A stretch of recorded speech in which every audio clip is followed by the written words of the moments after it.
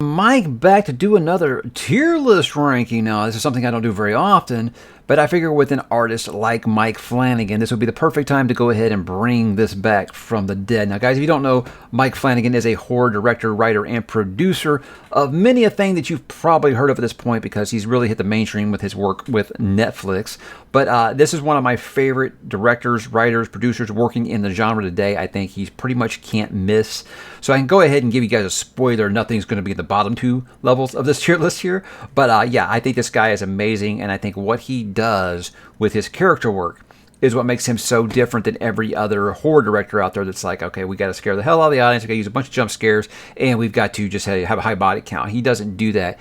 He hits the emotional side, gets you connected with the characters before the bad things happen to them. I think that's what kind of makes him just amazing. But when this guy's got a new series coming out, seems to be every October now as a tradition with Netflix, Midnight Club will be coming out on the 7th. So I want to get this out before then because I know that there will be a little bit of recency bias and I won't know where to put that series. So we're going to be talking about his 7 movies and 3 streaming series. Now, I want to say up front, this is going to be only things that he has written and directed. Also, I'm not going to be counting like his student films, so Make Believe, Still Life, Ghosts of Hamilton Street, those aren't going to be there, short films, none of that stuff. Just his major motion pictures and, of course, his streaming series. So 7 films and 3 series that you have seen most likely on Netflix. So without further ado, I guess let's just go ahead and jump right into it. Okay, now here we go. I don't have any fancy names for the list this time because I couldn't think of anything that really fit with Mike Flanagan like I usually do. So we're just going to default back to the standard S, A, B, C, and D. Now, guys, we're going to begin in 2011 here with Absentia. This is really a remake, or not really a remake, but an adaptation of the Three Billy Goats Gruff, which is a Norwegian fairy tale dealing with trolls and caves and things like that. But he puts it in his modern storytelling technique. I think it's a movie that very well deals with grief and separation, accepting that loved ones are gone, and lots of other things that I think family issues and having that sibling that it can always be something that can drain you just a little bit, especially when you're going through some very tough things in life, but also being able to lean on family during those times. So Absentia, I thought, was a really great movie. This was actually the movie that sold my wife on Mike Flanagan, because before this, she was still kind of like, I like what I've seen, but I don't think he's just like, can't miss like you do. But Absentia was a movie that really got her in there. So she'll be shocked when she sees that I only have this on a B. I think it's a great movie. And I think really more it's just over time, his catalog just kind of completely he just gets better really as he gets older, it seems like. So for this being his first major motion picture, quite an amazing feat what he pulled off with that. Next up, guys, Oculus. Now, what I liked about Oculus, this was in 2013. I don't know if I said Absentia was 2011. This is 2013 here, Oculus. What I really like about this one is he was able to do, a lot of movies try to do the parallel storylines, and it kind of flashes back and forth between the two of them. This one, 2 parallel storylines, 11 years apart. He's able to actually hit that with perfect pacing and in a way that keeps you guessing the whole way. You start to question things all through this. And I mean, by the last act, you have so many questions. You don't know if you're sure, is this what's really going on or is this something else? And then, of course, the ending was just like one of the all-time shockers for me. And I think it was a movie that kind of got misrepresented a lot. A lot of people thought it was just like, I don't know, like an MTV movie or something. I don't remember how that kind of came about, but it's a very creepy movie. It has Karen Gillan, who's awesome and everything. I've loved her since Doctor Who. And yeah, this one also is going to be a B, but I'm going to put it right behind Absentia, but that's going to be really close. I mean, you flip a coin between those two there. Again, like I said, a movie like that just kept me guessing the whole time. Great stuff. Now we're going to move on to 2016, a very busy year for Mike Flanagan. He did get 3 movies out this year. This is when he started actually becoming a little bit more automatic within the horror community, but hadn't really hit the mainstream, so to speak, yet. Now, with the movie Hush, 2016, I like this a lot because I've seen a lot of home invasion movies. I think about that movie You're Next. This basically should have got the acclaim that You're Next got because this was actually well done, whereas I thought You're Next was just complete drivel, and I don't know why people still carry on and call that one of the best horror movies. But we're talking about Mike Flanagan, not You're Next. But Hush, home invasion movie. Now, Katie Seagal plays a deaf mute, and she doesn't know exactly what's going on. So that automatically raises the tension of how is she going to be able to defend this place, when she can't hear and she can't speak. But a really cool thing about this is the first collaboration between Mike Flanagan and Katie Siegel, and they are actually married now. So I don't know what actually happened while they were making this movie, but it's kind of that Rob Zombie, Sherry Moon Zombie kind of thing, where she's in almost everything that he makes at this point. But she's a great, great actress, and she shows it here. And that's why I say, Hush, guys, I thought was really good. I'm going to put it up here an A, because that was a movie that had me holding my breath the entire time. And it's just so great. When you get to the ending, you're so emotionally connected with the main character here that you're going to be really, really just edge of your seat trying to see what the resolution is going to be. But it's a very, very great movie that I think that anyone's going to like, even if you're not into really the horror genre. Just like a movie about survivalism, I think that's going to be one that you really, really do click with. The movie along 2016 here, Before I Wake. This, I believe, was a movie that got canned at the studio. It was actually made before 2016, I believe, and then eventually Netflix released it, at least here in the States. And it was actually the last one that I've actually seen. Because after I really just started falling in love with all those movies, I went back and watched everything. But this was the last one for me to watch here. And I think it's kind of interesting in that it's almost like a reverse Nightmare on Elm Street, in that instead of, you fall asleep and what happens, your dream happens in real life. With this is this child, when he's asleep, whatever he's dreaming, those dreams will come into the real world, and the parents have to deal with these nightmares that he's having, and it's really horrific stuff. But oh my God, guys, so touching. I can't believe that Mike Flanagan just finds this way to not only scare the pants off of you, but also make you want to cry because of how emotional his movies are.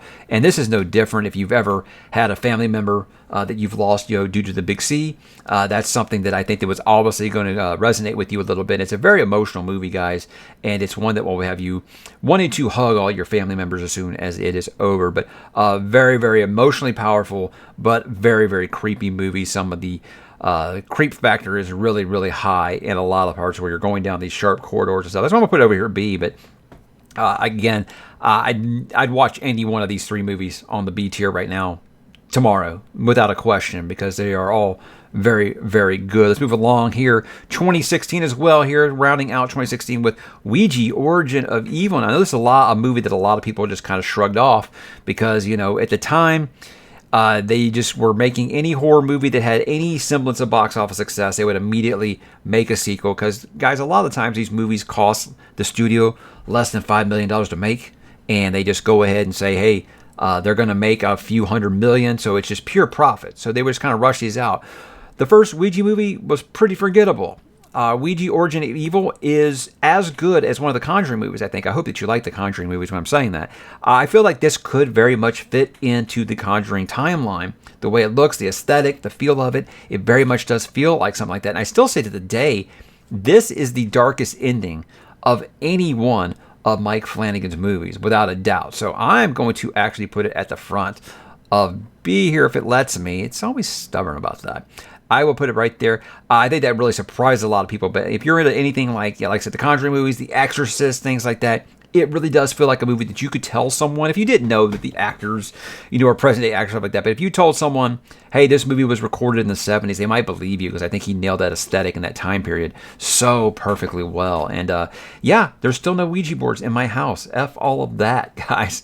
Now we're going to get to some of the big hitters here. Obviously, this is what really put him on my radar as automatic. Obviously, I am a big Stephen King guy, so when I heard he was going to be doing an adaptation of Gerald's Game, I was very intrigued, because I always had said I thought that was one of Stephen King's most unfilmable books. There's no way you can do an adaptation of someone handcuffed to a bed, dealing with their emotional breakdown and thoughts while this is going on.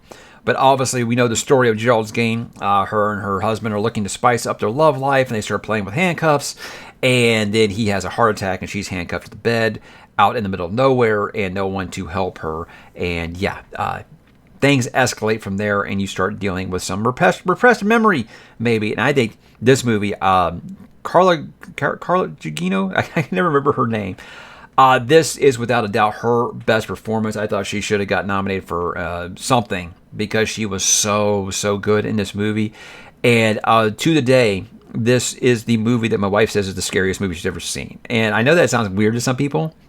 My wife isn't crazy about extreme violence. And obviously there's a little character called the Moonlight Man in here that is quite terrifying that she still talks about. But guys, Mike Flanagan did the impossible here. He took a Stephen King book that was absolutely unfilmable and made it a gripping, almost 2-hour movie that made you hold your breath almost the whole time and wonder how the hell you survived from not breathing the entire movie. This is the first one to make it to the S tier. This is a brilliant movie. Too good to be on Netflix. This should have been a box office movie because it was that good and easily one of the best Stephen King adaptations without a doubt.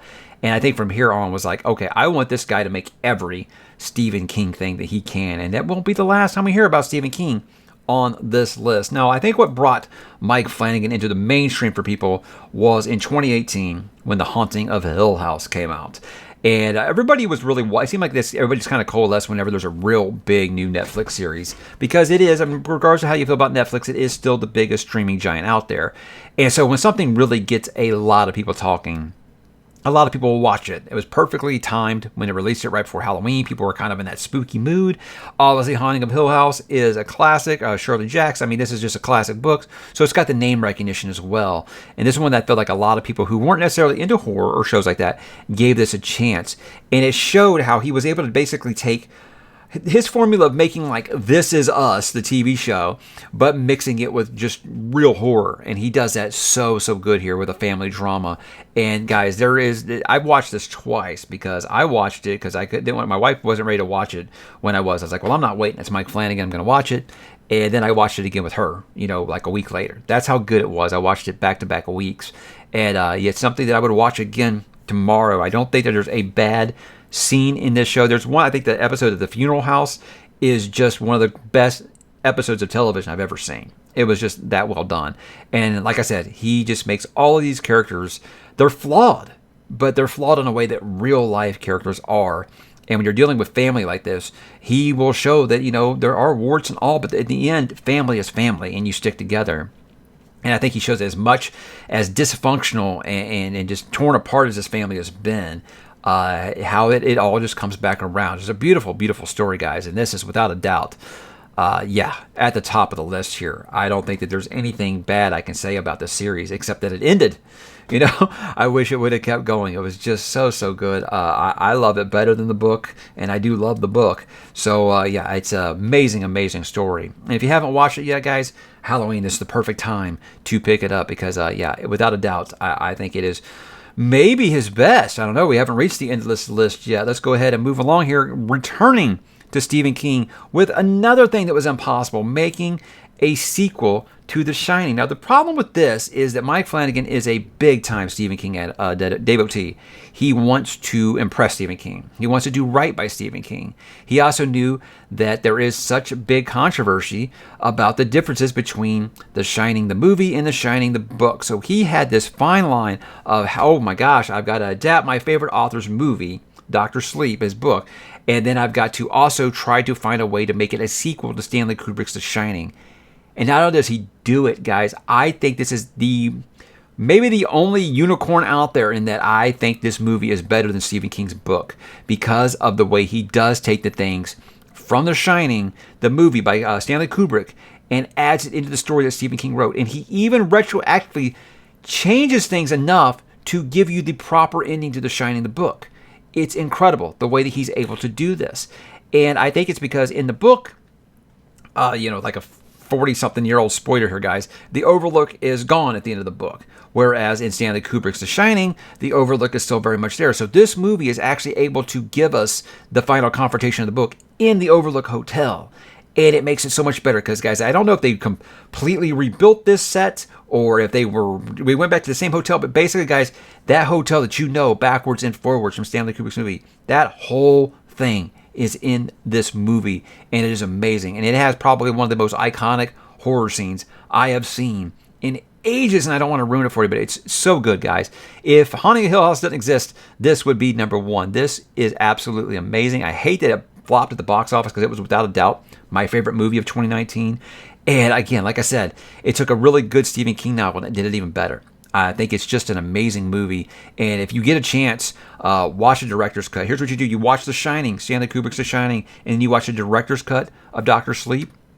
it's an amazing experience, and you won't even care that he's recast these iconic actors of Jack Nicholson and Shelley Duvall and things like that. He's recast these roles. They're really, really good the way that he does. I would much rather do that than doing the deep fake stuff that's really popular now with the de-aging. I'm fine with them just recasting as long as they sound and they act the same as those characters. And he does here, guys. It's an amazing that he's able to pull this off, that it does feel like an actual sequel to Kubrick's Shining as well as Stephen King. So amazing, amazing work. And that's a movie that I don't think that gets enough love. It really is just that good, guys. All right, last couple. Haunting of Bly Manor.